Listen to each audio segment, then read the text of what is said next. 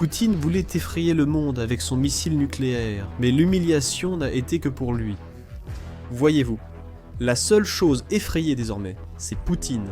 La crise débute par le mensonge russe classique. Poutine voulait que tout le monde croie que son nouveau missile nucléaire Orochnik est imparable. Il a même fait diffuser à la télévision du Kremlin que le missile peut détruire tout pays occidental, y compris les États-Unis.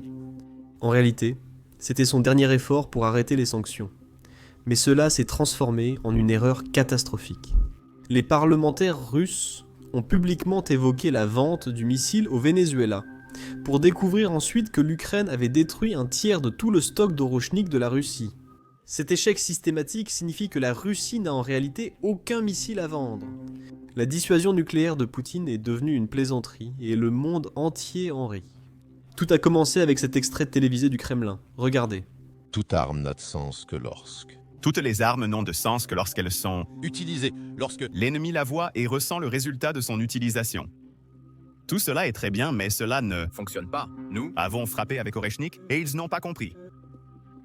Pourquoi? Parce que Nous n'avons frappé que le territoire ukrainien. Ils ne s'en soucie pas. Si Oreshnik, par exemple, frappait la Grande-Bretagne.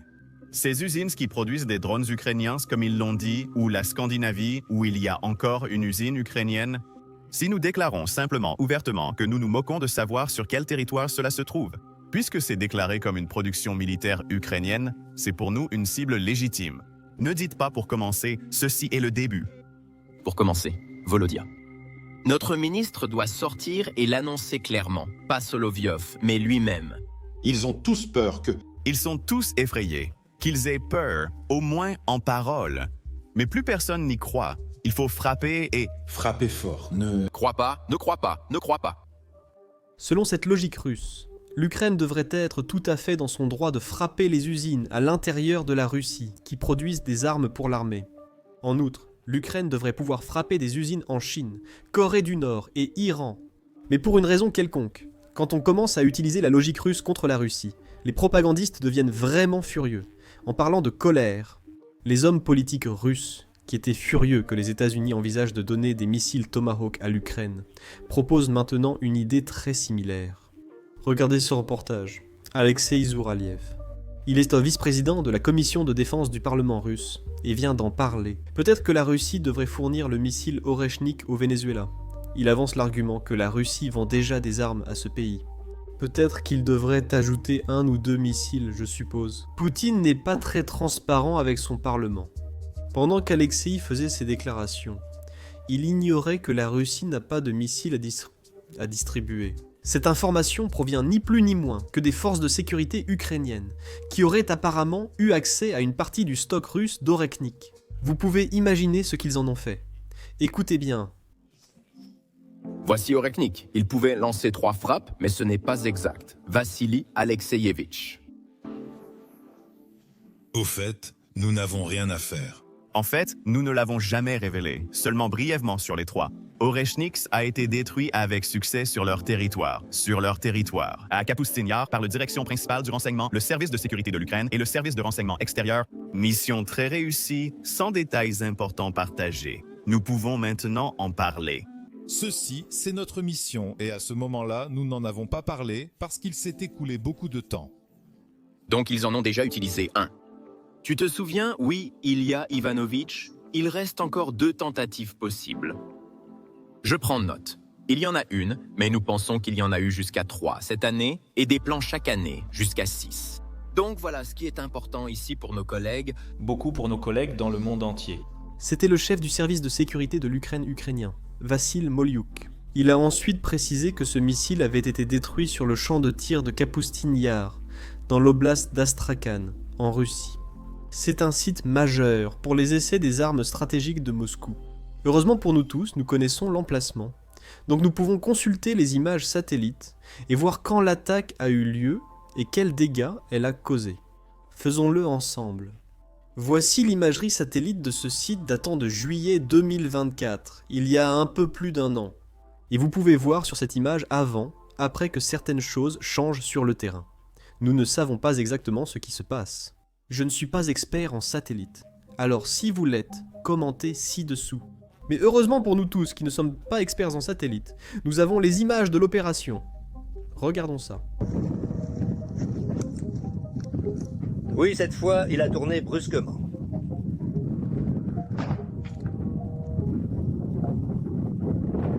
Je crois qu'il va quelque part ici pour baiser. Non, non, attends, une minute, regarde.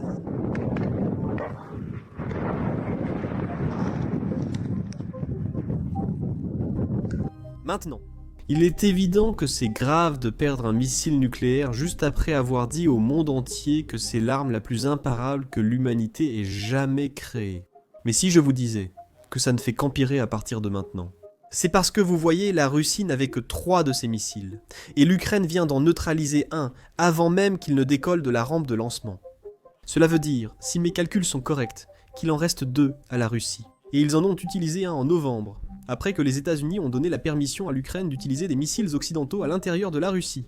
C'était le grand avertissement de la Russie que l'Oreshnik est imparable. Cela signifie que la Russie n'en a plus qu'un seul. Et celui-ci se trouve en Biélorussie, parce que Poutine voulait étendre son parapluie nucléaire. Donc, pendant que les politiciens russes parlent de vendre des missiles au Venezuela, la Russie n'en a en réalité plus du tout. Ils l'ont en quelque sorte confirmé. Hier, Poutine a annoncé publiquement que la Russie produirait des missiles Oreshnik d'ici la fin de l'année. Ils n'ont donc pas de surplus à donner à d'autres pays actuellement. Maintenant, alors que les armes russes continuent d'échouer, l'Ukraine continue d'innover avec ses drones, et ils atteignent leurs cibles beaucoup mieux que les missiles russes. Je vais dire quelque chose que je n'aurais jamais cru possible. Je ne sais pas si l'Ukraine pourra accomplir ce que Poutine a fait. Réfléchissez-y, combien de sites nucléaires russes Poutine a-t-il détruits? 2. Et combien l'Ukraine en a-t-elle détruit? 0. Alors, en regardant le tableau des scores, on voit qui gagne. Le plus grand ennemi de Poutine, c'est Poutine lui-même.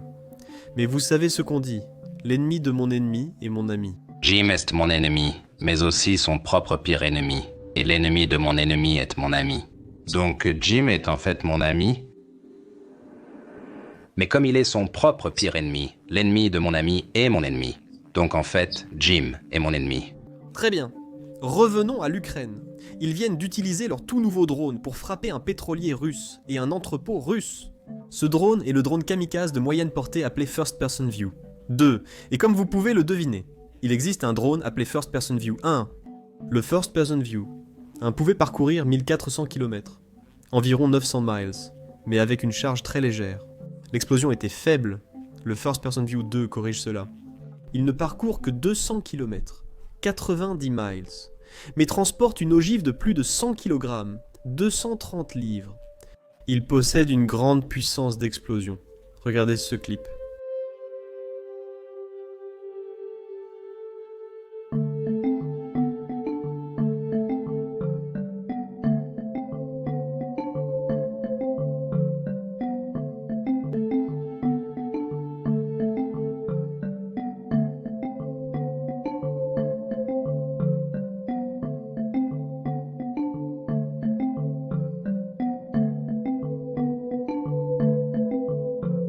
Ce drone coûte environ 50 000 $.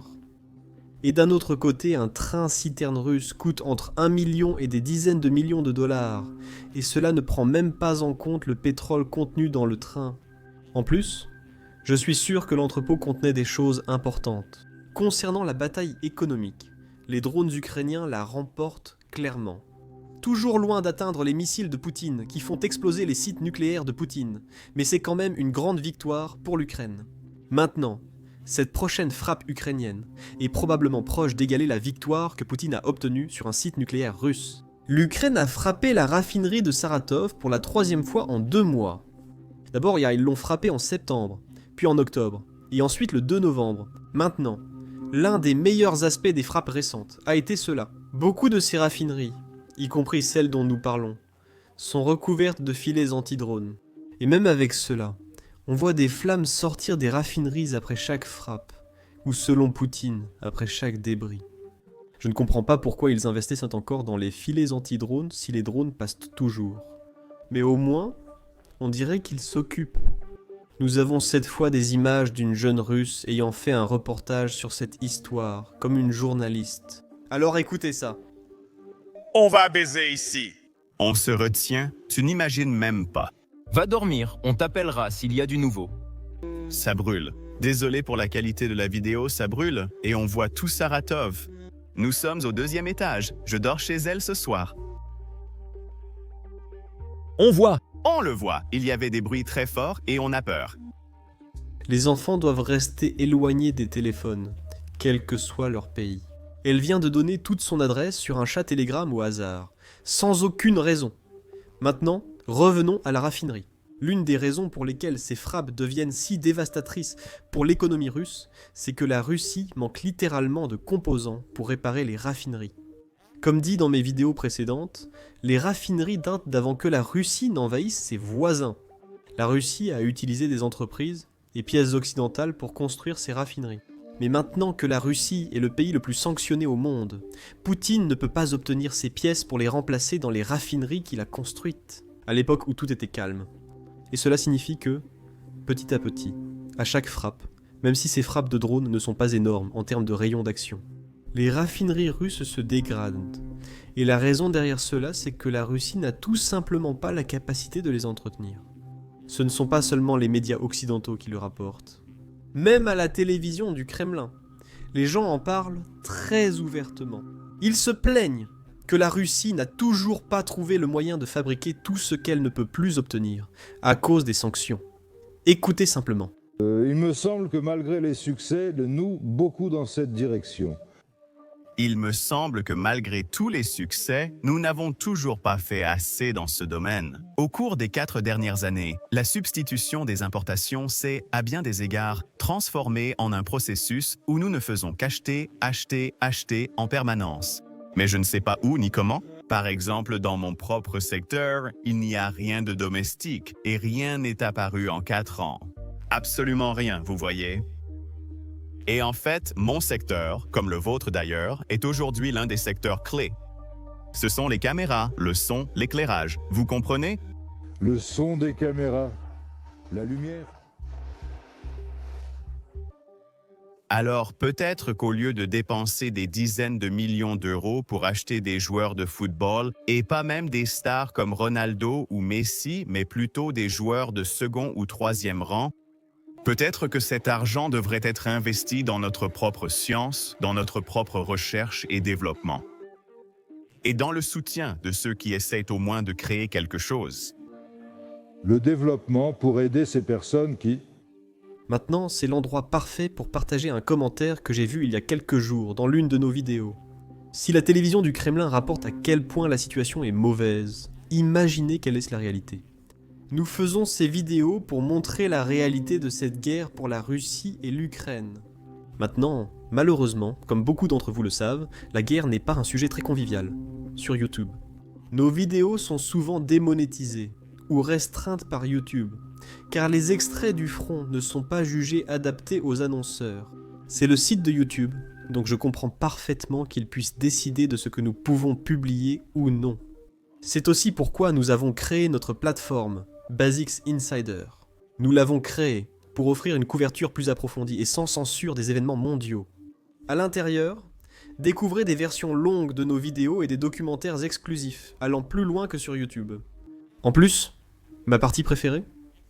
Des experts comme l'ancien Navy Sea, Air and Land Chuck Farr viennent régulièrement nous aider à analyser des séquences de champs de bataille réels. Ce sont des séquences que nous ne pouvons tout simplement pas montrer sur YouTube, mais c'est la réalité du monde dans lequel nous vivons. C'est ainsi que les guerres modernes se déroulent. Je pense qu'il est essentiel pour nous de comprendre ce qui se passe et comment. C'est exactement pour cela que nous faisons ces vidéos, et que nous les mettons sur notre propre plateforme afin de ne rien avoir à censurer. Je le pense vraiment. Même pour moi, ces analyses de champs de bataille ont été très instructives. J'espère que ceux qui nous rejoignent ressentent la même chose. Si ce contenu vous intéresse, inscrivez-vous dès maintenant sur basicsinsider.com. Vous pouvez cliquer sur le lien en description ou scanner le QR code à l'écran. Vous aurez accès à d'excellents contenus que nous avons déjà créés, et en plus de cela, nous continuerons à produire de nouveaux contenus chaque semaine. Enfin, si vous devenez membre, vous soutiendrez notre chaîne et vous soutiendrez notre couverture. Alors merci beaucoup. Je suis Sam, à bientôt pour la prochaine mise à jour.